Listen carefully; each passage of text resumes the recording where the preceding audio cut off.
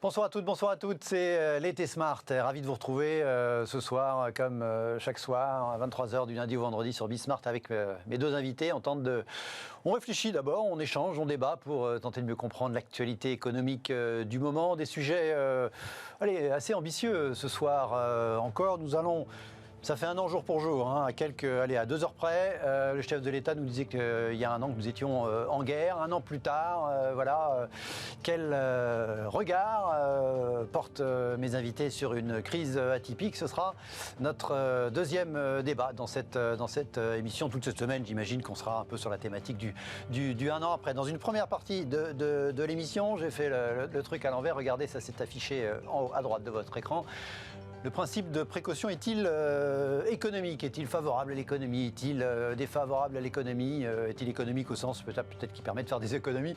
Évidemment, on parle du principe de précaution à l'occasion notamment de toute la polémique de ces derniers jours, ces dernières heures, et c'est probablement pas fini autour du vaccin du laboratoire anglo-suédois AstraZeneca. Mes deux invités ce soir pour parler de ces deux sujets de haut vol, deux économistes. À ma droite, Grégory Vanel, bonsoir. Bonsoir. Vous êtes professeur en économie internationale à Grenoble, école de management.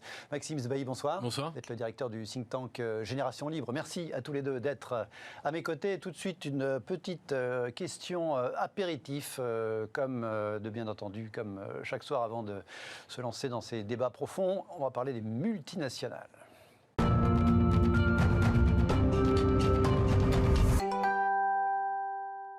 Pourquoi parler des multinationales dans cette question apéritif de début de l'émission? C'est une manière, 48 heures plus tard, les choses se sont un petit peu reposées, de revenir sur l'affaire, entre guillemets, en tout cas l'épisode d'actualité autour de Danone et du remplacement de son président. Donc rappel des épisodes. C'est donc dimanche soir, un petit peu tard, le conseil d'administration de Danone a mis fin aux fonctions, entre guillemets, de son patron, entre guillemets, au sens, c'était une dépêche de l'AFP qui reprend les termes exacts du communiqué de l'entreprise, mis fin en fonction de son patron Emmanuel Faber avec effet immédiat. L'ancien patron du fabricant de matériel électrique Legrand, Gilles Schnebbe, va prendre la tête du conseil d'administration. Donc ce qu'on a compris, c'est qu'à l'issue d'un conseil d'administration qui s'est mal passé, mais entre eux, il y a donc eu un changement de patron. Et du coup, j'étais... La presse économique, on en a pas mal parlé, ça c'est bien normal. Lundi, il y a eu des papiers dans les médias un petit peu plus généraux. Moi, j'ai été un peu surpris. Ça fait la une du Monde lundi soir, enfin lundi midi. Danone, le titre principal, Danone, les raisons de l'éviction du PDG. Je ne suis pas sûr que ce soit les bonnes qui étaient données à la une du journal, mais c'est pas grave. En même temps, la une d'un journal papier, c'est plus non plus... ça a plus l'ampleur ou la signification que ça pouvait avoir il y a ne serait-ce que 10 ou 15 ans. Mais quand même, c'est la preuve que, alors à la fois Danone, et puis c'était l'occasion peut-être de pointer du doigt de méchants fonds activistes, mais quand même, je me suis dit, tiens, est-ce que l'idée qu'on a, l'image qu'on a sur les multinationales toutes puissantes, grandes méchantes, qu'on a pu avoir pendant longtemps, en tout cas aux yeux de certains, toutes méchantes ou en tout cas toutes puissantes, est-ce qu'elle était toujours d'actualité? Est-ce que c'est ce qui justifiait pour le Monde l'idée de mettre Danone à la une de son édition? Est-ce que les grosses entreprises, alors vous allez me dire les GAFA, peut-être, sûrement américaines, mais est-ce que les autres, les grosses entreprises européennes, par exemple, on n'a pas de GAFA, donc c'est plus simple. Grégory, est-ce que c'est toujours des boîtes toutes puissantes comme ça qui, à une époque, on disait que les grands patrons de multinationales, dans les films des années 70, ils faisaient la pluie et le beau temps, c'était des personnalités surpuissantes. Est-ce que ça a changé, ça, dans la réalité ou dans le regard, selon vous? D'une certaine manière, depuis une quarantaine d'années, il y avait une tendance quand même à l'augmentation du poids, du rôle, de l'importance des grandes entreprises, en particulier transnationales, effectivement, disons, dans le contrôle de la production et dans l'organisation du territoire de la production et donc dans l'organisation de la nation, pour le dire simplement. Et effectivement, on sait que depuis les 25 dernières années, disons d'une part, il y a quand même une reprise en main flagrante du monde de la finance, on ne va pas se cacher, en particulier en France, sur la gouvernance et sur la stratégie de ces grandes firmes. Et ça, on l'a vu dès le début des années 2000, le cas Alcatel est un exemple parfait pour ça. Et donc je pense que là, c'est plutôt, de mon point de vue, une queue de comète, c'est plutôt la dernière, à mon avis, étape, la dernière phase Je ne suis pas certain qu'on aura à nouveau ce genre D'accord, c'est intéressant. Ouais. C'est la queue d'une comète qui, pour vous, a un peu commencé avec Alcatel, Serge Turruc, le début des années... Voilà. L'industriel sans usine, enfin... Parce qu'il ne faut pas oublier aussi que les grands patrons des grands groupes ont aussi beaucoup de ressources à la fois légales, à la fois, on va dire, organisationnelles, pour fuir cette forme de contrôle externe, soit de l'État, effectivement, soit des autres parties prenantes, en particulier des actionnaires. Et moi, ce que j'ai vu les 20 dernières années, en particulier en Europe, c'est un développement tous azimuts de stratégies. Alors, on les voit comme des stratégies d'évitement fiscal, puisqu'on va localiser son entreprise à un endroit, on va localiser le centre de profit, mettons, au Luxembourg ou aux Pays-Bas. Pas tout le monde, mais ça arrive. Bon, ça arrive. Et ça, c'est une manière qu'ont utilisé le top management des grandes entreprises, en particulier en Europe, précisément pour éviter d'avoir à montrer d'abord où sont les profits et aussi où sont les opportunités d'investissement, etc. Et donc, ça a été utilisé notamment en Europe, parce qu'en Europe, il y avait la capacité de le faire au sein même de l'Union européenne, donc ils auraient eu le tort de ne pas le faire. On est la zone dans le monde où il y a le plus de paradis fiscaux. Donc c'est vrai que j'oriente un petit peu la discussion là-dessus, mais je pense que là, l'entreprise à mission qu'est Danone, elle n'a plus de mission, c'est bien le problème. Et peut-être que c'est une forme de gouvernance qui était un petit peu en décalage, qui était un petit peu archaïque, par rapport à ce qui se fait aujourd'hui. Et je pense, à mon avis, dans le même secteur, il y a beaucoup de patrons qui doivent bien s'amuser en ce moment à voir ce qui se passe chez Danone. Pourquoi ? Précisément parce que d'autres organisations ont réussi à un petit peu s'émanciper de cette pression. Oui, on parle souvent de la financiarisation, c'est vrai, c'est un fait, on le voit d'ailleurs. Le point de départ de tout ça, c'est quand même la faible rentabilité comparée, relative de Danone par rapport à Nestlé. Nestlé Unilever, oui. Mais il y a aussi cette idée, comment je fais moi en tant que patron aujourd'hui pour m'émanciper justement de cette forme de contrôle-là et cette pression de la part des parties prenantes, en particulier de l'actionnariat. Et ce levier-là n'a peut-être pas été utilisé de manière entre guillemets optimale par le top management de Danone et peut-être que ça lui retombe aujourd'hui dans les mains. Et notamment, manifestement, on lui a aussi reproché de s'émanciper de son propre conseil d'administration, pour le coup, qui n'est pas particulièrement financier, notamment sur les 15 derniers jours. C'est pour ça qu'il y a eu... C'est la logique classique du top management de n'importe quelle entreprise que de chercher à s'émanciper de ceux qui le financent. Ça... D'accord. Maxime, votre regard sur, pas forcément sur cette affaire, mais juste sur cette idée de, voilà, est-ce que, pour essayer d'élever le débat.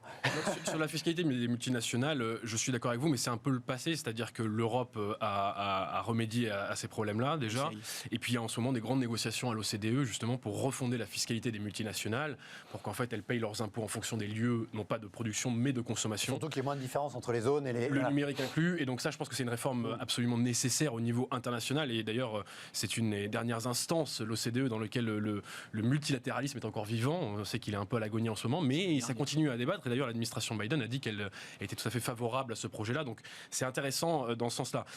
Moi, ce que je trouve très intéressant sur l'éviction d'Emmanuel Faber, c'est que en fait c'est un rappel à la réalité.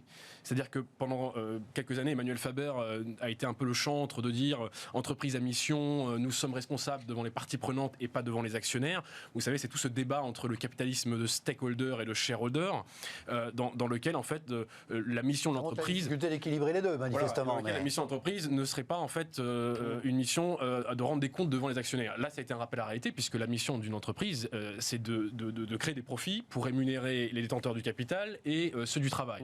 Et respecter bien sûr les lois qui sont autour, qui encadrent, mais c'est pas l'inverse. C'est-à-dire qu'une entreprise, elle n'est pas forcément là, si vous voulez, pour se mettre des normes. Il y a débat, puisque la loi Pacte a ouvert de nouvelles perspectives en France. C'est dangereux que la loi Pacte a ouvert là-dessus, parce qu'il y a une espèce d'incertitude juridique qui peut peser à terme sur les entreprises. Mais enfin, là, Emmanuel Faber a été confronté au fait que ce sont les actionnaires, les détenteurs de la boîte, qui sont responsables sur la gouvernance. D'ailleurs, et donc, quelque part, il y a eu ce rappel à la réalité. Là, quand on disait la réalité, c'est quand ça cogne. Là, c'est ce qui s'est passé. Il y a aussi effectivement des questions de rentabilité, des questions de gestion, un style managérial qu'il faut le dire, et on le sait ici à Paris, décrié depuis beaucoup de temps. Il y a eu des problèmes de position, des problèmes de remplacement, et donc quelque part il n'a pas rempli ses responsabilités face au conseil d'administration. En tout cas, c'est ce qu'a considéré son conseil. Qui en a pris acte. Et donc moi j'attends de voir quel est le PDG qui se met contre les actionnaires pour défendre les stakeholders, donc les parties prenantes. Pour l'instant, j'en ai vu aucun. Et donc je trouve que derrière ce discours-là, il y a beaucoup de très bonnes intentions, beaucoup d'écrans de fumée, mais finalement dans la réalité, mais ça ne se passe pas comme ça. Et je pense effectivement que c'est à l'État d'encadrer, c'est à l'État de réguler au niveau environnemental, au niveau social. Il y a des lois pour ça. Et c'est pas forcément à l'entreprise de vouloir se mettre contre ses propres intérêts pour faire valoir sa mission. Donc je pense que c'est très important dans ce débat-là de voir que au final, Emmanuel Faber est tombé presque victime de peut-être un décalage entre les aspirations de l'entreprise et ses propres aspirations personnelles. Bon, on verra en tout cas ce que ça donne. Je crois qu'aussi il y a eu, encore une fois, je le disais, des divergences avec ce Conseil, y compris sur les 15 derniers jours. Je crois qu'effectivement, il avait quand même été réadoubé 15 jours plus tôt et que manifestement, depuis ces 15 jours, il y avait eu quand même des divergences sérieuses. Les fonds activistes en question, ils ne sont pas représentés au Conseil. Et c'est comme vous le rappelez, effectivement, c'est pas grand-chose du capital. Allez, tout de suite, notre premier débat. On s'intéresse au principe de précaution en économie.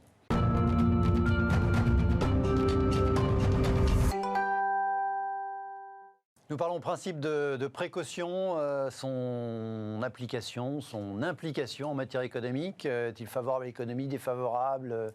L'économie au sens court terme, long terme, le business, est-il économique? Au sens pourquoi pas? Permet-il de faire des économies? Pourquoi on en parle évidemment à l'occasion de ce feuilleton AstraZeneca avec la décision d'un grand nombre de pays européens de suspendre l'utilisation de ce vaccin? Allez, rapidement, un certain nombre de commentaires pour lancer le débat. Éditorialiste, journaliste du The Economist à Paris qui nous dit à quoi ça sert d'avoir une agence européenne du médicament si son jugement sur la sécurité, sur l'efficacité des vaccins est complètement ignoré par les politiciens nationaux. Est-ce que c'est un régulateur ou est-ce que c'est un think tank? Est-ce que c'est un groupe de pensée sur l'application des critiques sur cette espèce d'application supposée excessive du principe de précaution? Nicolas Bouzou, confrère à vous, voilà, c'était hier sur LCI. Le problème du principe de précaution, c'est qu'on sait que ça fait faire de très très grosses bêtises. Il faisait la comparaison statistique entre le nombre de morts certaines du retard de même quelques jours de la vaccination avec le nombre de morts très hypothétiques et infiniment moindres du risque de thrombose identifié. Un urgentiste d'Avicenne à Bombigny sur France Info qui lui parlait de ce principe de précaution aveugle, on marche sur la tête, et qui lui évoquait le risque de thrombose pour la pilule contraceptive qui est avéré, qui est bien supérieur à celui qui est constaté, semble-t-il, à propos du vaccin AstraZeneca, ce qui n'empêche pas la pilule contraceptive d'être prescrite. Les Belges, pour l'instant, ont renoncé, ont continué à vacciner, d'où cette remarque amusante citant, c'est César, je crois, entre guillemets, de tous les peuples de la Gaule, ce sont les Belges les plus braves. Pas de changement en Belgique pour la vaccination qui se poursuit. Ce matin, l'OMS, l'Organisation mondiale de la santé, nous recommandons pour l'instant aux pays de continuer à vacciner avec AstraZeneca. On fera de nouvelles mises à jour demain ou s'il y a des changements en matière de cette recommandation. Et puis il y a quelques heures, c'était à la mi-journée, en début d'après-midi, je crois, c'est l'Agence européenne du médicament qui a validé, qui soutient toujours la vaccination AstraZeneca, expliquant que ces bénéfices étaient, quoi qu'il arrive, largement supérieurs aux risques éventuels. Là, pour le coup, ce n'est pas un sujet français, c'est un sujet européen. Souvent, quand on parle principe de précaution, on parle de la France, parce qu'on doit être les seuls à l'avoir inscrit indirectement dans notre Constitution. Si on essaie d'élargir un petit peu le sujet, pas uniquement au domaine sanitaire, on n'est pas des spécialistes autour de cette table, à l'application de ce principe de précaution et par ricochet la notion de prise de risque en économie. Ça vous inspire quoi, ce feuilleton AstraZeneca, l'économiste que vous êtes, Grégory? Il y a une chose qui est certaine, c'est que l'incertitude est toujours d'actualité. Et quand on est en situation incertaine, les décisions sont extrêmement difficiles à prendre. Et donc là, ce qui nous apparaît, au-delà de la question du principe de précaution, c'est en quelque sorte l'incohérence de certaines décisions. Typiquement, là, je vais rentrer en train et j'ai plus de risques d'avoir un accident de train que d'avoir une thrombose si je prenais le médicament en question. Voilà. Et donc, toute la question qui est derrière, c'est l'aversion au risque. C'est la capacité qu'ont nos gouvernants à nous faire comprendre que certaines décisions nécessitent des prises de risques. Et moi, j'ai envie d'aller plus loin, et je le répète assez souvent, je pense qu'on a un État qui n'est pas assez entrepreneurial, précisément, qui n'est pas capable d'expliquer qu'il faut être capable de prendre des risques pour le bien-être de la population. C'est un sujet de pédagogie, selon vous ? c'est pas la pédagogie au sens de la com. C'est la pédagogie au sens de la façon dont l'État envisage sa propre fonction. La fonction de l'État, c'est pas simplement de remédier aux défaillances du marché. La fonction de l'État, c'est pas simplement de sécuriser. La fonction de l'État, c'est aussi d'expliquer que c'est à lui de prendre à sa charge certains risques qui ne sont pas mesurables. On est dans l'incertitude radicale.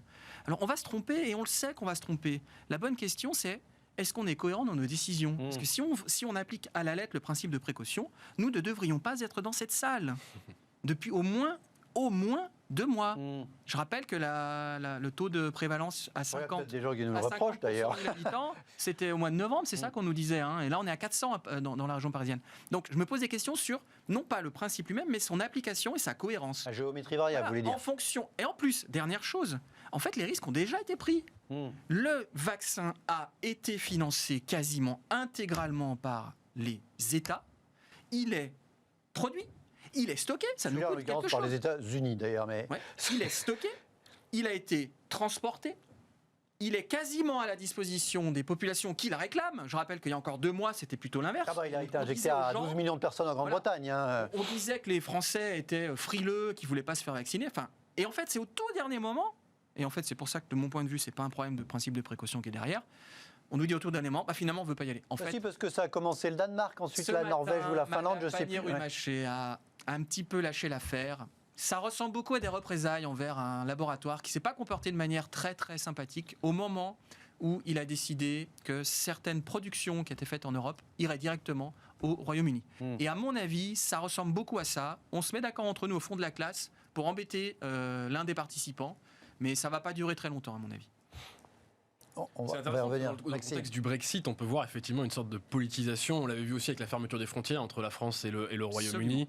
Donc il y a de la politique là derrière. Sur le sujet européen, c'est pas vraiment le principe de précaution qui a été mis en avant, parce que je rappelle effectivement qu'il est dans la Constitution, enfin qu'il a valeur constitutionnelle depuis 2005. Non, mais c'est pas le principe de précaution au sens constitutionnel du terme, mais c'est le principe de précaution au sens. Et c'est tout le problème. Alors peut-être de prudence, j'en sais rien. Il y a un problème qui est en Europe, effectivement, la santé n'est pas une compétence européenne. On a tendance à l'oublier en fait. Ce virus est arrivé et en fait l'Europe a en vérité très peu de compétences propres. La majorité des compétences sont encore nationales. Et donc la santé, elle a dû un petit peu s'inventer comme ça dans la hâte, dans l'incertitude. La santé européenne, vous voulez dire. Voilà, européenne, pour gérer ça. Et le problème, c'est qu'effectivement, l'agence européenne du médicament... on n'en avait pas forcément entendu parler avant, peut-être pour le Brexit, puisqu'elle a été localisée à Londres avant et qu'elle a été délocalisée sur le continent, mais elle n'a pas forcément de compétences, effectivement, en tout cas de compétences de régulation qui s'imposent aux États membres. Les États membres peuvent eux-mêmes décider ce qu'ils en font. Après, ce qui est intéressant, c'est de voir la réaction, effectivement, des États. Les Britanniques, AstraZeneca, c'est britannique, donc il y a forcément un espèce de biais un peu nationaliste là-dedans. Ils ont vacciné 11 millions de personnes avec, donc s'ils disaient il y a un problème, il y aurait un souci. Ils sont à 23 millions de vaccinations, et effectivement, on peut se poser la question, même si moi je ne suis pas épidémiologiste, donc je ne veux pas juger du bien fondé ou pas de ce vaccin, mais on peut se poser la question sur les chiffres, une trentaine de cas face à plusieurs dizaines de millions de vaccinés. Effectivement, là, il y a une espèce d'analyse coût-bénéfice qui fait défaut, en fait, parce qu'il faut regarder tous les coûts, tous les bénéfices, et aussi le coût d'arrêter de vacciner des gens, qui peut en fait se répercuter aussi sur des gens qui tombent potentiellement malades, qui meurent de ce virus. Rien qu'en France, c'est ce que le calcul que faisait Bouzou hier soir à la télévision, c'est 150 000 AstraZeneca par jour, enfin jusqu'à ce qu'on suspende. Donc sur 3 jours, ne serait-ce que 3 jours, c'est 450 000 personnes. Donc statistiquement, on sait que sur ces 450 000 vaccinés, en 3 jours, on sauve des gens. On connaît les taux de létalité, c'est très clair. Alors qu'effectivement, c'est probablement en dizaines. Et donc à l'échelle de toute l'Europe, on parle en centaines, effectivement, sur quelques jours. Direct. Ouais, avec un effet. Pas aussi des autres qui ne pourront pas aller en réanimation, qui ne pourront pas avoir un traitement bien sûr. Parce que justement, il y aura du monde sans rentrer là-dedans. Oui. Mais c'est tout le problème du principe de précaution. Alors effectivement, nous on l'a mis dans la Constitution en 2005, je pense que c'était une erreur pour l'environnement. Mais en fait, ce principe de précaution... C'est pour ça qu'il n'est pas appliqué au sens formel du terme. En fait, c'est un principe qui refuse l'incertitude. C'est dit texto, c'est face à l'incertitude, on peut prendre des mesures provisoires et proportionnelles. On a oublié ça aussi, provisoire et proportionnel, pour faire face à ce risque. Mais l'incertitude, elle existera toujours. La société du risque zéro n'existe pas. Et si on se met en tête de courir après, donc si on se met à tête d'aller voir 30 petits cas effets secondaires d'un vaccin en regardant uniquement ces risques-là et en perdant de vue tous les coûts et bénéfices de l'ensemble de la vaccination, à ce moment-là, on se trompe puisqu'on fait, on regarde une image qui est complètement déformée de la réalité. On regarde qu'une partie de la réalité. Et donc, quelque part, le principe de précaution, c'est de dire dans le doute, on s'abstient. Dans le doute, on s'arrête. Et ça, c'est très dangereux. Déjà, je trouve que c'est très dangereux pour une approche scientifique qui est une approche par tâtonnement, comme on dit en anglais, trial and error, donc de mais là, tester. Il y a un truc sur lequel on n'a pas de doute, c'est que par ailleurs, la Covid-19 fait des morts. Donc on peut avoir un doute sur le vaccin, mais on n'a pas de doute sur le non-vaccin, sur l'absence de vaccin. Mais je rappelle qu'au tout début, on avait beaucoup d'incertitudes sur, d'ailleurs, c'est encore le cas aujourd'hui, sur cette maladie, sur savoir exactement comment elle évolue. On le voit avec les multiples variants. Et donc, on est dans une incertitude. Et si face à l'incertitude, on se dit, il faut qu'on s'arrête là et il faut qu'on arrête de réfléchir, d'innover, de chercher, à ce moment-là, enfin, je veux dire, c'est le déclin assuré. Donc, il ne faut pas confondre précaution et prudence. La prudence, c'est d'agir en prenant justement en compte les coûts et les bénéfices, en faisant une vraie analyse. La précaution, on nous dit que c'est de la prudence, mais de fait, manifestement, il n'y a pas le rapport coût-bénéfice, ça n'a pas été bien étudié. En tout cas, manifestement, tout le monde n'est pas d'accord. La frontière est floue entre les deux. Et je pense d'ailleurs qu'en France, où on a une aversion, alors vous avez probablement mieux en parler que moi, mais je pense que culturellement, on a une aversion au risque qui est plus prononcée que dans d'autres pays. Et en France, l'aversion au risque, si vous voulez, quand vous mettez du principe de précaution avec de l'aversion au risque, ça devient tout de suite un principe qui est bloquant et qui a dépassé d'ailleurs tout le cadre scientifique, qui maintenant est complètement politique, puisqu'on le voit ressortir à toutes les sauces par tous les politiques qui ont des craintes. Ce qui est intéressant, c'est que c'est pas les Français, c'est même pas les Français qui ont démarré sur le sujet, c'est les Danois qu'on pensait des gens raisonnables. Comment vous interprétez, est-ce qu'il y a un sujet d'opinion quand même, cette espèce de, ça a commencé au Danemark, puis le pays d'à côté, puis le lendemain 2 autres pays, puis le surlendemain 3 pays, l'Allemagne, et puis là la Française dit si l'Allemagne le fait, on peut plus. Macron décide, alors que Castex a dit l'inverse 3 heures avant, décide de suspendre. Comment vous interprétez cette espèce de domino on a l'impression que tout le monde ouvre le parapluie. J'aurais plutôt tendance à ne pas européaniser cette question. Je pense que ce sont des questions certes d'opinion, mais qui restent nationales. D'accord. Il y a des spécificités. Il y a certains pays, parlons du Danemark, il me semble, qui a signé un accord avec Israël. Non, c'est bien le Danemark. Pour avoir accès. Oui, il y a aussi une stratégie. Ils sont en train de se dire, peut-être au Danemark, peut-être qu'ils sont en train de se dire. Dernière, le Danemark et l'Autriche ont signé un accord avec Israël. Et on veut envoyer un signal à tous les laboratoires en disant attention, faites pas n'importe quoi, parce qu'on a fait des précommandes. Parce qu'il faut voir, il y a un contexte aussi. L'Europe est quand même la zone dans le monde qui a le moins payé pour financer ces vaccins. Et donc derrière, c'est normal qu'on soit la dernière roue du carrosse aussi. Alors pas sur le Astra, parce que le Astra, il a prix coûtant, donc il est le prix, c'est le moins cher, il n'est pas le même prix pour tout le monde. Je voudrais rebondir. Derrière la notion d'incertitude, il y a la notion de confiance. Il faut avoir conscience que jusqu'à maintenant, finalement, dans cette crise, on nous disait que c'était, en gros, je vais le dire simplement, le bas peuple qui n'avait pas confiance dans les élites, qui n'avait pas confiance dans la science. C'était lui qui était plutôt réfractaire au changement.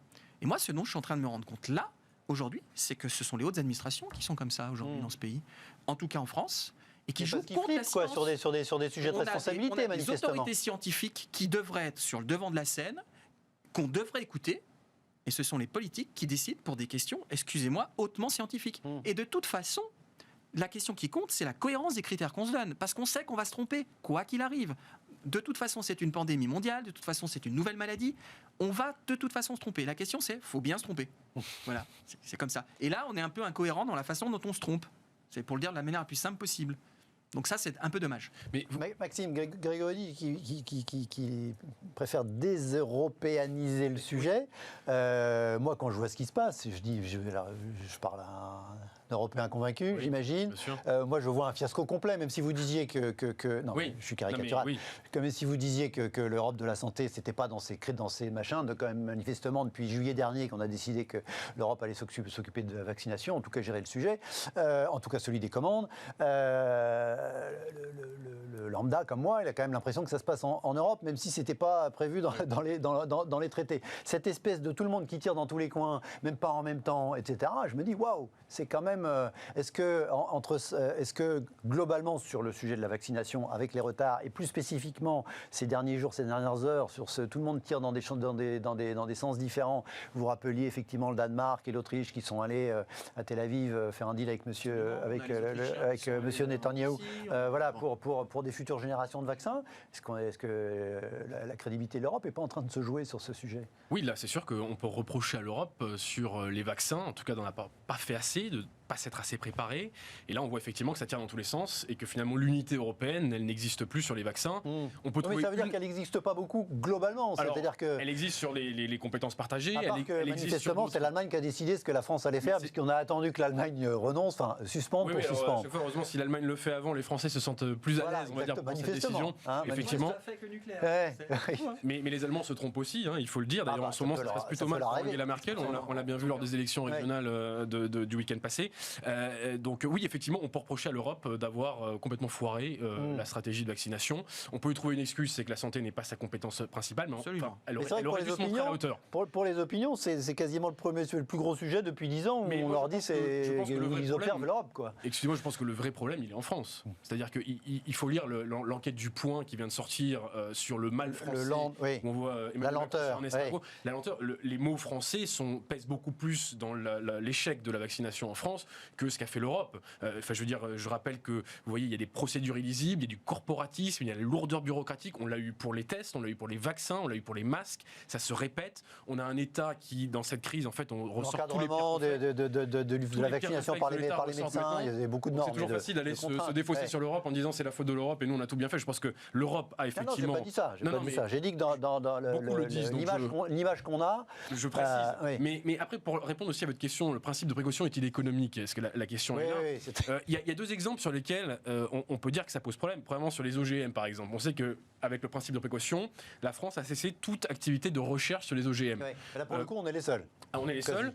Les OGM peuvent être dangereux, mais ça peut aussi être une formidable opportunité pour éradiquer la famine, pour développer des nouvelles semences, des nouveaux outils permettant à des pays qui n'ont pas la chance que nous avons, l'autosuffisance alimentaire, de pouvoir la trouver. Ça, on a refusé de faire la recherche là-dessus par le principe de précaution. On peut se poser la question.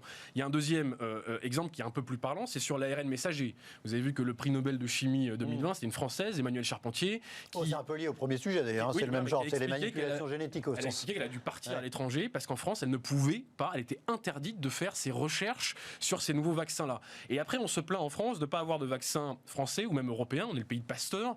Et donc, quelque part, il faut se poser aussi les questions des sources de notre déclin, des sources aussi qui nous empêchent d'innover, qui nous empêchent de regarder vers l'avenir et de développer des nouvelles solutions aux nouveaux problèmes. Et donc, le principe de précaution, je pense qu'il est très dangereux, justement, parce qu'il bloque cette recherche et qu'au final, il devient une arme contre la science. Que la peur, en fait, dans un esprit complètement cartésien dans lequel tout devrait être sûr et le risque zéro existe, ça n'existe pas dans le monde réel. Et si on se met en tête ce principe de précaution et qu'on l'applique partout, en dehors de l'environnement... La prise de risque peut être cartésienne, je pense. L'innovation, effectivement, elle est partout piratée puisqu'elle devient quasiment impossible pour la recherche. Grégory. Je pense que là, vous pointez vraiment une question fondamentale. La question du vaccin, le vaccin est déjà là. C'est quasiment une question éthique, en fait. On a la technologie, elle est déjà là. Mais le principe de précaution, là où il devient dangereux, c'est quand on s'interdit de réfléchir. Effectivement, cette question-là, elle est cruciale. C'est la question du développement de la science et de la recherche. Donc, j'ai fait mes petites recherches précisément. Il faut avoir quelque chose, notamment en matière de médicaments, les nouvelles molécules, les nouveaux principes actifs, donc ce qu'on appelle dans le jargon les nouvelles entités moléculaires. Il y en a très très peu qui sont finalement produites sur la planète. En gros, c'est 14% des médicaments nouveaux qui correspondent à de nouvelles molécules, vraiment des nouveaux principes actifs. Et en fait, le vrai problème qui est derrière, c'est que les labos privés font plus de recherche. 75% de ces nouvelles molécules sont issues de subventionnements et de subventions publiques. Et là, c'est la vraie question. L'État ne prend plus de risques. L'État s'interdit en fait d'investir dans la recherche. Il fait trop confiance au secteur privé. Le secteur privé, il faut l'aider. Il faut lui faire sa recherche fondamentale. Il faut lui financer du doctorat. Il faut lui financer de l'essaimage. Ça se fait aux États-Unis, ça se fait en Chine, ça se fait en Israël. Mais ça ne se fait pas en Europe.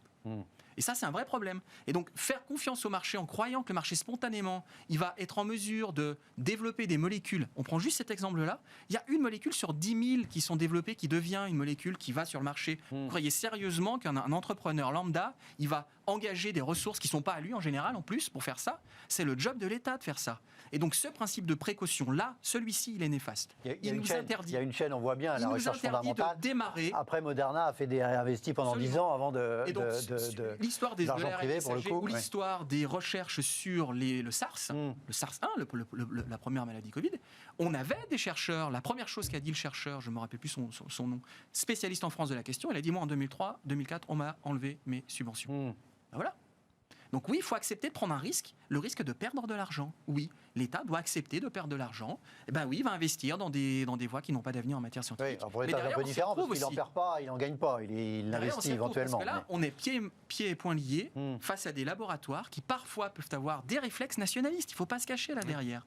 Et là, on est embêté. Et c'est très intéressant ce que vous dites dans le contexte de souveraineté. Aujourd'hui, on parle beaucoup de souveraineté. Ouais. Là, on est face justement à un problème où on se prive de moyens et du coup, on est dépendant de l'étranger. Absolument. On est dépendant des laboratoires britanniques, américains, allemands, et on se retrouve, nous, à devoir attendre ce qu'on a commandé, ce qui n'arrive que par compte-gouttes, avec les stocks qui n'arrivent pas avec les délais prévus, et on se retrouve effectivement démunis, parce qu'en abandonnant justement cet esprit de recherche, cet esprit d'innovation, et en donnant les moyens à la recherche de faire son travail, on devient dépendant de ceux qui, eux, le font. Et donc finalement, ce principe de précaution, il faut le mettre aussi face au principe de souveraineté, au principe d'innovation, de pouvoir garder les moyens à nous-mêmes, de pouvoir nous assurer au moins, par exemple, d'avoir des vaccins. Et ça, encore une fois, on a des Français qui développent des vaccins, mais ils sont obligés de partir à l'étranger, ce qui est quand même un comble, pour le faire, et pour ensuite... Pas tous après, Sanofi s'est planté... C'est quand même assez ironique. Oui. C'est extraordinaire. Un dernier mot sur le sujet. Grégory, vous disiez tout à l'heure, à la limite, les gouvernants sont plus frileux que les opinions sur ce sujet. Est-ce que vous pensez, imaginons que la vaccination AstraZeneca est rétablie, vous pensez que les gens vont aller se faire vacciner avec de l'AstraZeneca demain si c'est rétabli chez nous? Il y en a qui ont déjà eu leur première dose. Donc déjà, ils ont peut-être avoir envie d'avoir la deuxième dose. Et puis il y a quelque chose de très simple, il y a une question logistique. C'est un vaccin qui est facile à stocker. Et donc, non, mais il a sûrement toutes les vertus. Je dis du point de vue de l'opinion. C'est-à-dire, est-ce que les gens vont... écoutez, moi, quand je discute avec des gens est-ce que cette polémique n'a pas flingué l'avenir de ce vaccin? Discuter avec des personnes qui ont plus de 70 ans, qui ont plus de 80 ans et qui vous disent mais les vaccins dans les années 50, pendant une semaine, on était au lit. Oui, bien sûr. Le le principe qu'on soit malade après un vaccin, c'est la base. Ça prouve qu'il se passe quelque chose, oui. Voilà. Ça prouve que l'organisme réagit. Ce qui n'est pas le cas avec les ARN messagers, parce que c'est une autre question qu'on n'a pas saisie, et ça peut avoir eu un impact aussi, c'est la réaction des soignants qui ont été vaccinés par ce vaccin. Et effectivement, il y a peut-être eu quelques lots qui ont eu vraiment des effets secondaires importants, et comme on sait que cette population-là est fragilisée par un an de pandémie, ils ont déjà qu'ils étaient en situation de fragilité, ils ont augmenter leur temps de travail, ils sont totalement mobilisés sur la lutte contre la pandémie. Peut-être que c'est une population qui est plus fragile. Et du coup, l'impact de la vaccination AstraZeneca sur cette population-là est peut-être plus fort. Et ça aussi, ça a peut-être eu un impact de surréaction classique. Et peut-être que quand vous désorganisez un service où il y avait des tensions et on est à 1 ou 2 personnes près, peut-être que là, ça peut avoir un impact symbolique important. C'est vrai que ce sont des soignants qui, les premiers, ont mis sur la table les problèmes liés à ce vaccin-là. Oui. Donc ça peut aussi expliquer cette surréaction des autorités de santé. À suivre, ne nous en voulez pas. Si la situation a un peu changé, cette émission, on l'a enregistrée quelques heures avant sa diffusion. Donc à la vitesse à laquelle tout va, peut-être qu'on était un petit peu en retard par rapport aux décisions gouvernementales, je ne pense pas. Mais au cas où, je vous le dis, restez avec nous. On marque une courte pause. On se retrouve dans un instant pour marquer un anniversaire.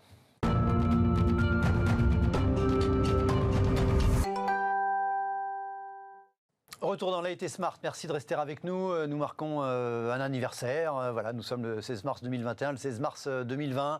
Il y a précisément un an, jour pour jour, quelques heures près, le chef de l'État, vous vous souvenez, scandait « Nous sommes en guerre » à 6 reprises dans son allocution. Le « Nous sommes en guerre » a été ressorti par le chef de l'État il y a un an, dans son allocution annonçant le confinement, souvenez-vous là aussi, sans prononcer jamais le mot de confinement. Mais c'était pour annoncer le confinement à partir du lendemain, 17 mars, à midi. Toute cette journée du 16 mars 2021 nous rappelle ce confrère. Les commerces ont été pris d'assaut pour faire des provisions.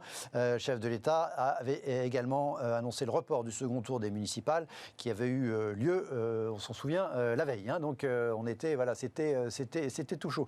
Je m'arrête là dans mon lancement. Un an jour pour jour. Si voilà, par hypothèse, on a vécu une crise absolument atypique à bien des égards. Essayons de laisser le côté sanitaire de côté. Parlons de la crise économique. Cette crise est-elle véritablement atypique ou non? Et voilà, hypothèse.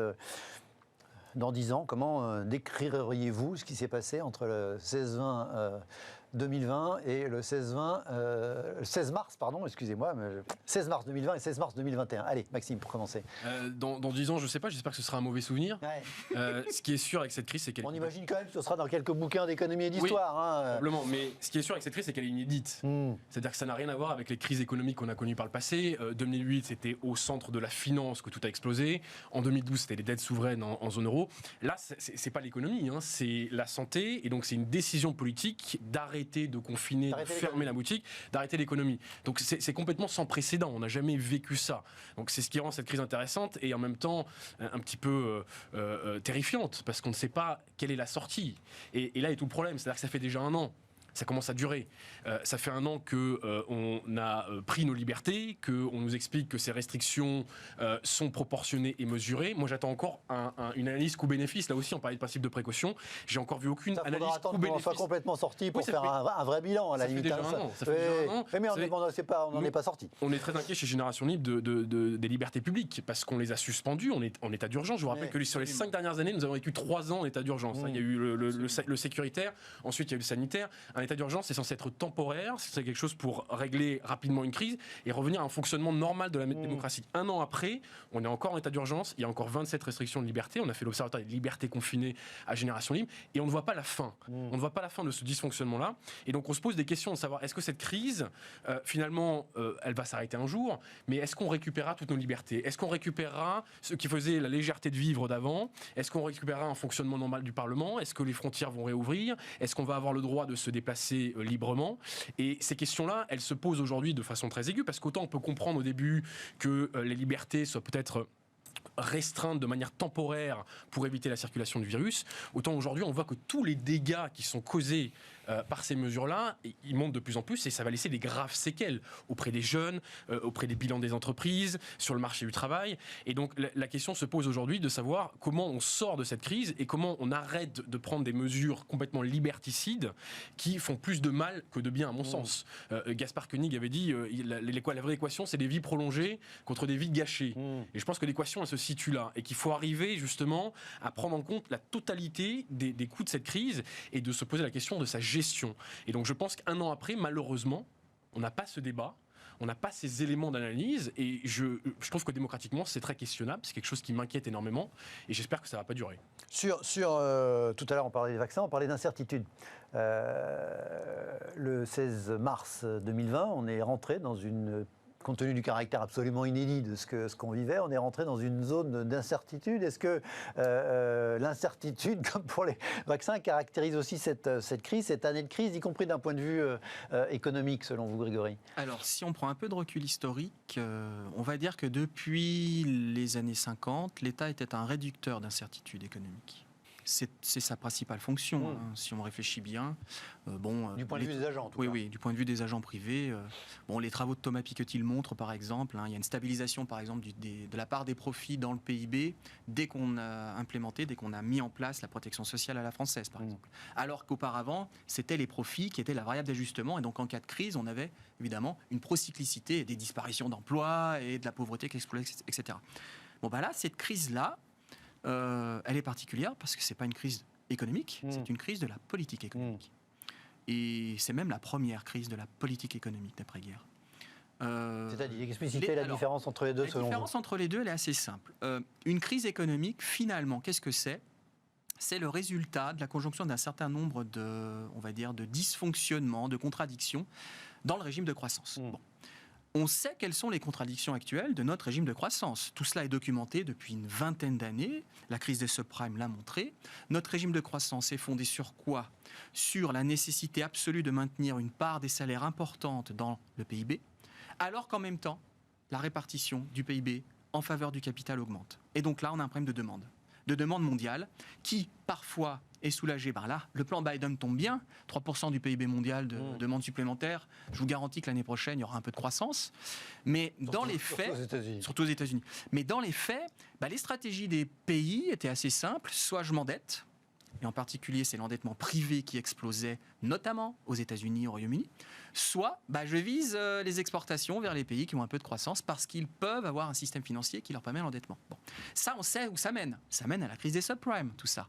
Ça mène à la crise de l'endettement grec. ça mène à des situations où la dette devient une entrave à la croissance. La crise des subprimes soit automatique, ni la crise de l'endettement de grec. Ça mène à une situation où la dette est une entrave à la croissance. Donc ça, on sait. Alors ici, qu'est-ce qu'on a ? On a des politiques économiques de soutien à l'activité qui sont contradictoires. D'un côté, on a certains secteurs d'activité qui ont besoin de moins d'intervention de l'État parce qu'ils doivent être compétitifs. Ils ont besoin, par exemple, qu'on baisse une partie de la pression sur la fiscalité, par exemple. Ils ont besoin, par exemple, qu'on subventionne un petit peu les exportations. Et de l'autre, on a un secteur non protégé, notamment dans les services, qui subit actuellement cette crise de manière massive, qui lui a besoin de plus d'intervention de l'État. Ce secteur-là, il a besoin de plus de commandes publiques, par exemple. Il a besoin de systèmes de subventionnement plus performants. Il a besoin qu'on garantisse un débouché un petit peu plus long. Et donc là, vous avez ces deux demandes qui se télescopent. Et ce qu'on observe, en fait, et c'est ça qui est très intéressant dans les chiffres... politique économique, le soutien de l'État, il distingue ces cas de figure de ce que mais comme elles sont contradictoires, d'un côté, vous baissez les recettes, et de l'autre, vous augmentez les dépenses. Ça, c'est un petit problème quand même en termes de soutenabilité à long terme de ce type de politique de soutien. Oui, et donc là, vous vous placez du point de vue du budget de l'État quand vous dites d'accord. Absolument. Oui. Et là, ce qui peut se produire, et c'est ce qu'on observe, c'est une divergence sectorielle. Auparavant, on regardait les crises, on regardait la conjoncture économique d'un pays avec des grandes variables macroéconomiques nationales. Mais en fait, il ne faut plus faire ça. Parce que si vous regardez ce qui se passe au niveau du secteur aéronautique, au niveau du secteur, je ne sais pas moi, du tourisme, et puis si vous regardez de notre côté ce qui se passe au niveau d'autres secteurs d'activité comme le numérique, vous voyez deux mondes totalement différents. C'est plus du tout le même monde. Et donc là, la vraie question qui se pose, c'est comment allons-nous faire pour sortir de ces politiques de soutien ? Parce que ça peut durer très longtemps, cette histoire-là. Qu'est-ce qu'on fait pour changer le braquet, pour véritablement aller vers des politiques de relance. Et ça va être compliqué parce que ça veut dire qu'il faudra soit accepter l'abandon d'un certain nombre de secteurs d'activité qui aujourd'hui sont importants, soit continuer la logique qu'on avait jusqu'à maintenant, c'est-à-dire en gros, soit on favorise l'endettement public, soit on favorise l'endettement privé, avec tous les risques qu'il y a derrière. Les risques, c'est quoi ? C'est l'insoutenabilité de la dette dans certains cas. Moi, je suis d'accord avec vous sur le fait que c'est très différent selon les secteurs. Effectivement, déjà entre le manufacturier et le service, on voit aujourd'hui que le manufacturier est presque revenu à son niveau d'avant-crise, alors que les services, notamment les aides à la personne, sont en pleine souffrance. Et que même au sein des secteurs, vous avez cité l'aéronautique ou la construction, par exemple, on est sur des tendances très, très opposées. Le soutien a été massif. Je voyais passer ce matin, je sais plus, sur Twitter, je ne sais plus quelle était l'origine du tableau. En 2009, chute de la croissance. Hausse des défaillances d'entreprises dans tous les grands pays. Oui. En 2020, chute de la croissance plus forte qu'en 2009, baisse des défaillances d'entreprises compte tenu du niveau de soutien exceptionnel qui était... Si vous regardez le chômage, si vous regardez effectivement les défaillances d'entreprises, en fait, tout ça est en trompe-l'œil, parce que tout ça est branché à effectivement... Mais le trompe-l'œil, c'est un nouveau trompe-l'œil, ça fait partie des nouveautés de cette crise. C'est très compliqué comme économiste à analyser, parce qu'effectivement, ces chiffres-là ne veulent plus dire grand-chose. D'ailleurs, c'est pour ça que l'INSEE s'est mis à regarder, par exemple, les Google Analytics, de regarder un petit peu les mobilité, parce qu'on a besoin de nouveaux indicateurs, parce que ceux sur lesquels on se reposait avant ne marchent plus. Après, là où je ne suis pas tout à fait d'accord avec vous, c'est quand vous dites certains secteurs ont besoin de plus d'intervention de l'État. Je pense au contraire que cette crise a montré que Emmanuel Macron a répété 6 fois, il y a un an pile, nous sommes en guerre, mais la machine de l'État ne s'est pas mise en mode guerre. Un truc que j'aimais bien, c'est Marc Ferrandino qui hier commentait, il rappelait nous sommes en guerre, heureusement qu'on n'était pas en guerre, parce que sinon on l'aurait perdu. Oui, exactement. Oui. Et en fait, il n'y avait pas totalement tort, c'était un bon mot, mais... Sur la vaccination, les Britanniques ont fait des vaccinodromes, ils ont mobilisé l'armée, ils ont mis vraiment tous les moyens derrière. Je ne dis pas qu'ils ont bien géré la crise sanitaire, parce que ça s'est très mal passé aussi au Royaume-Uni, mais ils se sont donné les moyens, en tout cas sur la vaccination. Nous, en France, on a été encore une fois sur les masques, sur les tests, sur les vaccins, à chaque fois confrontés à une lourdeur de l'État. On nous avait dit qu'on avait le meilleur système de santé au monde, que tous ces fonctionnaires, ces millions de fonctionnaires qu'on avait étaient là pour une agilité, pour un État puissant. En fait, on se rend compte que ça devient contre-productif. Et je pense qu'il y a un gros problème en France, c'est l'inflation normative. On a vu des procédures, des protocoles qui se multiplient, une illisibilité totale, des fois des concurrences entre des acronymes et des agences d'État qui ne veulent pas travailler entre elles, un corporatisme aussi où on a attendu des mois et des mois pour que les pharmaciens puissent vacciner. Et donc tout ça, je pense que à la fin de cette crise, il va falloir rentrer dans la machine d'État et regarder aussi une réforme de l'État pour le rendre agile. Et je pense que ça, c'est vraiment ce qu'on a appris de cette crise. Pour moi, il y a deux choses qui ressortent au bout d'un an. C'est qu'effectivement, l'État était complètement défaillant. On peut lui en vouloir. On peut dire qu'il y a eu un effet de surprise, qu'il y a eu l'incertitude. Mais enfin, avec tout l'argent qu'on met dedans, avec tous les pouvoirs qu'il a, on pourrait attendre quand même une certaine responsabilité et une certaine rapidité dans la prise de décision et pas la communication. On en est aujourd'hui à se demander si le vaccin est légal, illégal, si dans 2 heures ça va pas changer. Ça fait 1 an qu'on est là-dedans. Et aussi, et il faut le dire, ça fait 1 an. Et on a déjà 4 vaccins sur le marché. Et ça, je pense qu'aujourd'hui, tout le monde crache sur la mondialisation libérale, mais je pense qu'il y a une mondialisation qui a très bien marché, c'est celle de la recherche. Plus en Chine et un en Russie. Mais celle de la recherche et de la coopération internationale des scientifiques qui ont publié des articles ça, pour à la c'est les États. Et alors, c'est les États, mais c'est aussi les instituts de recherche, privés ou publics, là c'est tout mélangé.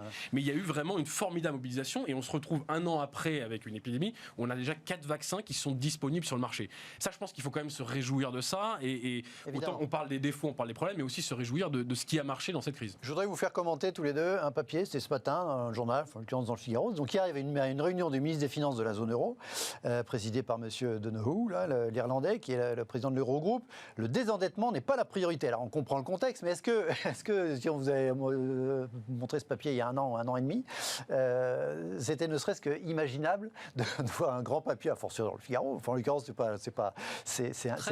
en l'occurrence, c'est un compte rendu. En l'occurrence, c'est un compte rendu d'une réunion de ministres des Finances. Le désendettement n'est pas la priorité. Oui, c'est-à-dire il y a eu un changement de paradigme complet par rapport à la notion de dette et d'endettement. Vous insistiez sur la dette, oui, des verrous la dette privée sauté. Tout à l'heure. Des verrous ont sauté. Oui. La question, c'est l'origine du verrou. C'est-à-dire que, oui, des verrous ont sauté, mais est-ce qu'on va jusqu'au bout ? C'est-à-dire, est-ce qu'on va jusqu'à remettre en cause une partie de la dette publique ? Il y a un débat, alors parmi les économistes de gauche, on va pas le mener là, mais dans ce débat, mais effectivement, il y a un débat de fait. De facto, on se pose des questions, mais encore une fois, je pense que la dette à regarder, c'est la dette privée. Il y a une explosion du nombre d'entreprises zombies en Europe. Cette dette privée, je vous rappelle qu'on a eu la bonne idée de la garantir. C'est en France que les PME sont plus endettées. Et heureusement que les entreprises ne tirent pas comme des affamés sur les prêts garantis par l'État. Contrairement à ce qu'on pense, elles utilisent de manière très parcimonieuse ces garanties qui sont là. Mais quand même, on a des groupes bancaires qui sont extrêmement... Alors pour le coup, eux qui ont pris des risques. Et derrière, on ne sait pas s'ils seront effectivement remboursés. Et donc, il y aura une deuxième vague, mais une deuxième vague financière. C'est l'image que vous avez tout à l'heure, c'est M. Castex qui devient surfeur, c'est-à-dire sur quelle vague suis-je ? Voilà, c'est ça l'idée. Et la deuxième vague financière, attention, on a des banques en Europe qui sont très fragiles. On a des banques qui sont au bord de la rupture déjà avant la crise Covid. Et ce ne sont pas forcément les banques françaises, ce sont les banques allemandes qui sont dans ce cas-là. Et donc si en plus on rajoute des banques françaises à la difficulté du système bancaire européen, on sait que les banques italiennes, alors pour le coup, sont vraiment au bord de la faillite. Là, ce ne sera pas ce qui s'est passé en 29, ce sera ce qui s'est passé avant, dans les années 1837. Maxime, est-ce que parmi les éléments d'unicité de cette crise, il y a ces espèces de verrous qui ont sauté, comme disait Grégory, par rapport à la notion de dette publique ? Il y a des verrous qui ont sauté, mais moi, je ne sais pas forcément pour les mêmes raisons que vous. Je pense qu'il y a 2 choses qui ont changé. C'est que déjà, on a appris nos erreurs, c'est-à-dire que la crise financière 2008, avec la crise de la zone euro derrière, on a vu qu'on avait les multiplicateurs keynésiens étaient beaucoup plus faibles que ce qu'on pensait, et du coup on a resserré beaucoup trop vite. Mais est-ce que dans 10 ans, quand on aura une nouvelle crise, on dira pas on a appris de nos erreurs. En 2020, on a beaucoup trop envoyé de liquidités dans le système. C'est pas le moment de resserrer le robinet rien, budgétaire. Et c'est un libéral comme moi qui vous le dit. On est dans une crise, il y a une chute forte de l'activité. C'est le rôle du budget et de la politique monétaire d'ailleurs d'être contre-cyclique et de redonner un coup de fouet par l'argent public là où le privé fait défaut. Je pense que le problème en France qu'on a en tout cas, c'est qu'en période de faste, en période d'abondance, en période de croissance, on oublie de se poser ces questions, on laisse la dette monter et on se retrouve au moment où on a besoin de la dette à se dire on est déjà à 100% du PIB, comment ça se fait ? Mais maintenant on dit bonne dette, mauvaise dette, ça permet... Il faudra se poser la question notamment de l'efficacité de la dépense publique, ça c'est un vrai sujet. Et le deuxième point, c'est que les taux ont baissé et ça c'est vrai que ça rend la dette beaucoup moins douloureuse qu'avant. La France, sur les 30 dernières années, la dette française a été multipliée par 2. 2, mais la charge de la dette a été divisée par 2. Et donc, ça, si vous voulez, ça part dans les deux sens complètement inverses. Sauf que le stock de dette, vous le gardez alors que vous ne maîtrisez pas les taux d'intérêt. Hein, donc, ce qui se passe dans 5 ans, dans 5 ans ou 10 ans. Aujourd'hui, c'est $1. Aujourd'hui, on peut se le permettre. D'ailleurs, on oublie de le dire. Hein, on dit souvent les méchants marchés financiers, mais en tout cas, aujourd'hui, les marchés financiers font qu'on arrive justement à dépenser des milliards pour soutenir l'activité et l'emploi. Donc, merci les marchés financiers, puisque c'est eux qui achètent. Les banques centrales au-dessus. Hein. Alors, les banques centrales, mais aussi les fonds de pension, aussi beaucoup d'acteurs privés. Il n'y a pas que les banques centrales qui font baisser les taux. Mais donc, il y a ces deux éléments-là. On a appris de nos erreurs d'il y a 10 ans. Et effectivement, la dette coûte beaucoup moins cher qu'avant. Donc, on se permet de s'endetter. Je pense que le timing est bon. Mais la vraie question, le vrai débat qu'il faudra avoir à la sortie de cette crise, au bout d'un moment, c'est comment on en est arrivé avec 100% de PIB déjà avant. Sachant que la dépense publique en France a un gros problème, c'est qu'elle n'est pas orientée vers l'investissement, elle n'est pas orientée vers l'avenir. Et ça, c'est un vrai problème parce que c'est aussi un boulet pour les générations à venir qu'il va falloir aussi leur expliquer au bout d'un moment pourquoi on n'investit pas envers elles. Vous regardez par exemple l'évolution de la dépense publique sur les 10 dernières années, 20 dernières années. On a beaucoup plus dépensé sur les retraites que sur l'enseignement. L'enseignement a en fait baissé les dépenses d'éducation, en particulier supérieures, alors que les dépenses de retraite ont explosé. Et donc là, ça pose aussi une question par rapport aux générations d'après, par rapport à la préparation de l'avenir. On parlait de l'innovation, de la recherche. En fait, à chaque fois qu'on tire un petit peu comme ça les ficelles, on se rend compte que c'est le présent qui prévaut, c'est les dépenses de consommation et qu'on ne prépare pas assez l'avenir. Et ça, c'est un vrai sujet. Grégory, dernier mot. En revanche, il y a des verrous qui n'ont pas sauté. On tape manifestement, vous le regrettez, dites-nous. Ben oui, on tape encore sur les pauvres. Excusez-moi, mais la réforme de l'assurance chômage, mais qu'est-ce que c'est que on aura le temps. On dit qu'elle revient, et pour l'instant, elle n'est pas vraiment revenue. Donc, n'a jamais été aussi important. Enfin, que fait Joe Biden? Enfin, regardez, qui va-t-il aider? Alors évidemment, le plan de relance gigantesque, il est sur ces deux jambes. Il y a jusqu'à $80 000 de revenus annuels, ce qui n'est pas la pauvreté, même aux États-Unis. On est d'accord, mais quand même. À un moment donné, si vous voulez aussi faire adhérer votre population au fait qu'il faut être solidaire, il faut aussi que les plus riches soient solidaires des plus pauvres. Et donc taper sur les plus pauvres, c'est pas forcément une bonne idée. Ça peut se retourner. Ce que vous appelez taper, c'est peut-être pas assez aider. Je suis pas certain qu'on tape sur les plus pauvres. Mais en attendant, c'est pas un bon signal. On veut réduire l'incertitude. Qu'est-ce qu'on fait sur les populations dont la part du revenu consacrée à la consommation est la plus importante, les populations les plus pauvres? Qu'est-ce qu'on leur dit? On leur dit de toute façon, vous allez vous appauvrir parce qu'on ne va plus vous aider comme avant. C'est pas le meilleur moyen de relancer l'économie. Hein. Vous parlez d'une réforme qui est toujours pas, qui est encore une fois qui est réannoncée, mais qui n'est pas. C'est un impact direct et immédiat sur la consommation de ces ménages-là. Et puis il faut quand même dire que cette réforme, elle compte des trous intéressants. Quand vous avez par exemple des activités un peu saccadées qui ne sont pas prises en compte aujourd'hui justement par l'assurance chômage, elle permet justement d'ouvrir des nouveaux droits à des personnes qui n'avaient pas droit avant. Donc c'est quand même intéressant. Il y a un côté injuste dans le système actuel. Elle a un effet pervers, c'est qu'elle désincite les entreprises à embaucher des gens pour moins de 6 mois. Or c'est précisément le problème. Là, il y a des personnes qui ont besoin de travailler. Donc il faut faire attention quand on est en guerre, et faut faire. Oui, tout le monde. Oui, mais il y a des syndicats qui sont favorables à ça, qu'on n'embauche pas pour moins de 6 mois. Mais donc tout le monde, voilà, il n'y a pas de consensus. Pas de consensus. Voilà. Nous en avons parlé sur cette question du consensus et de la politique. Allez, il nous reste 5 minutes. On va commenter 2 autres actualités. On ne va pas trop s'éloigner du sujet, vous allez voir.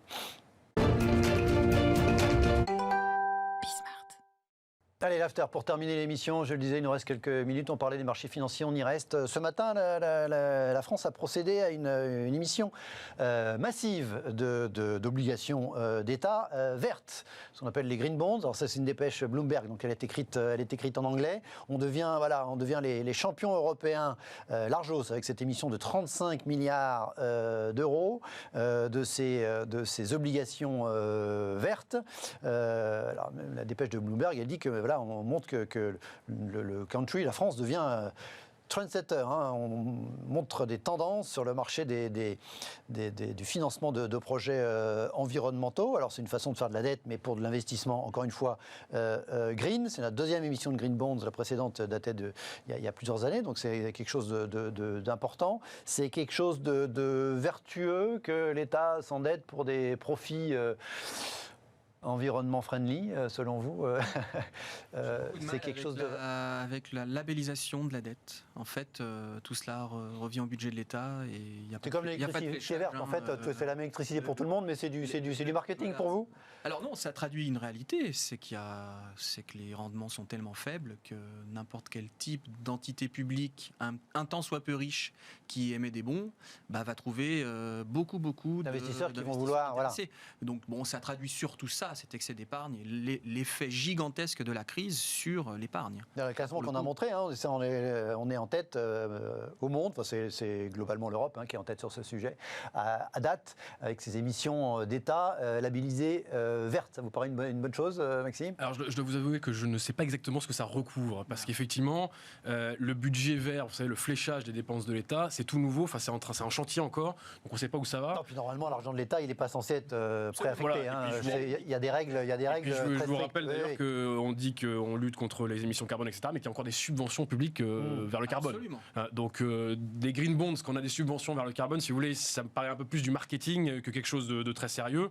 Alors apparemment, on est les leaders là-dessus, très bien, pour une fois qu'on est leader sur quelque chose. Mais bon, encore une fois, je ne sais pas ce qui rentre dans cette catégorie-là et je suis un petit peu sceptique. Allez, on part aux États-Unis. États-Unis qui se rouvrent un peu à la vie depuis quelques semaines. Ça s'accélère ces derniers jours à la faveur du succès de la montée en puissance du programme de vaccination aux États-Unis. J'avais vu ce chiffre dans les Échos, je crois, 1,357 millions de voyageurs ont pris l'avion aux États-Unis vendredi dernier, selon les chiffres de l'autorité compétente. C'est la journée la plus chargée de 2021, donc on est en montée en puissance, reprise du trafic aérien, bon, en l'occurrence aux États-Unis, en l'occurrence c'est le trafic domestique, parce qu'aux États-Unis, comme ici, on n'a pas tellement le droit d'aller beaucoup à l'étranger. C'est un signe, c'est un indicateur de reprise, de redémarrage d'une économie, ce chiffre-là. Du point de vue du découplage et de la décarbonisation, le monde d'après sera comme le monde d'avant, c'est-à-dire qu'on va... Donc vous regrettez qu'on continue à prendre l'avion alors, aux États-Unis, prendre l'avion, c'est comme prendre le bus. Bon, pas complètement, mais enfin disons qu'on prend plus l'avion que chez nous. Oui. D'une part, et d'autre part, les États-Unis, c'est grand. Donc prendre l'avion aux États-Unis, c'est pas pareil que prendre l'avion en France. Donc c'est pas les 2 heures de train de la nouvelle loi climat. On est bien d'accord. C'est 2h30. En revanche, qu'est-ce que ça traduit ? Ça traduit que le marché de l'aviation aux États-Unis, en Chine, il va reprendre. Et puis en Europe, il ne reprendra pas. Et donc, à la fin du jeu, à la fin du jeu, Airbus, ce sera moins facile pour lui. Et donc, on en revient toujours à la même problématique. On a des champions européens qui sont, pour le cas présent, dans l'aéronautique, alors que l'Europe n'est pas une zone qui est très favorable au déploiement et au développement de l'aéronautique. Donc, Airbus vend des avions aux États-Unis quand même. Parce qu'il les produit aux États-Unis. Un peu en Chine, ça, je pense que ça ne va pas durer. Oui, évidemment. On a fait et puis pour la Chine, on a fait le transfert de technologie, donc ils n'ont probablement plus besoin maintenant, ou rapidement, ils n'en auront plus besoin. Maxime, votre réaction à cette réouverture des États-Unis au travers de ce chiffre du transport aérien ? C'est un chiffre ponctuel. Regardez les niveaux. Je crois qu'avant la crise, c'était plusieurs dizaines de millions. Et puis rapporté à un pays effectivement qui fait 350 millions d'habitants, en fait, c'est très très petit. Et je pense effectivement que le secteur aérien ou aéronautique va mettre, je crois que les estimations d'experts, c'est plutôt 5-10 ans à revenir au niveau d'avant-crise. Et même peut-être qu'on peut se poser la question de savoir est-ce que cette crise Covid n'a pas fait basculer justement le secteur aérien dans une nouvelle tendance qui est beaucoup plus baissière qu'elle l'était avant, avec peut-être un tourisme de masse qui sera peut-être un peu moins explosif que ce qu'on avait avant. Moi je suis pas sûr, je pense que l'Europe a quand même des cartes à jouer sur l'aéronautique. Je pense qu'effectivement en France notamment, on a quand même des grands champions. En Europe, on a quand même encore un certain avantage comparatif avec la Chine. La croissance du trafic, du futur marché du trafic aérien, c'est plutôt en Asie. Entre Boeing et Airbus, ça se passe plutôt. Enfin, c'est quand même. Certes, mais en France, en ce moment, c'est moyen quand même. Alors là, vous parlez compagnie, vous parlez pas de fabricants, constructeurs. Après, effectivement, toutes les compagnies aériennes sont impactées par ça.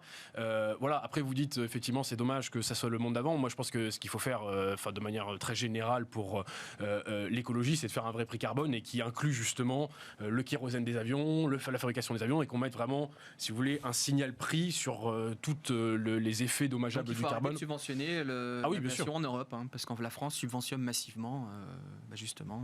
Il faut que ça soit répercuté en tout cas dans le prix et que ce soit fait au niveau mondial idéalement. Ne payent pas le vrai coût. Mais ça veut dire que les prix vont augmenter, mais globalement, il faut savoir que la révolution verte et que la transition énergétique, il ne faut pas croire que ça se fera avec des prix inchangés, globalement. Ça, il faut commencer là aussi à faire peut-être un peu de pédagogie, parce que sinon l'équation, on n'y arrive pas. Déjà qu'elle sera compliquée, mais effectivement, il faut manifestement et évidemment assumer ça. Merci messieurs d'avoir été à mes côtés ce soir. Merci à vous de nous avoir regardé. L'émission pour ce soir, c'est terminé. On se retrouve demain à la même heure sur Bismarck. Très bonne soirée.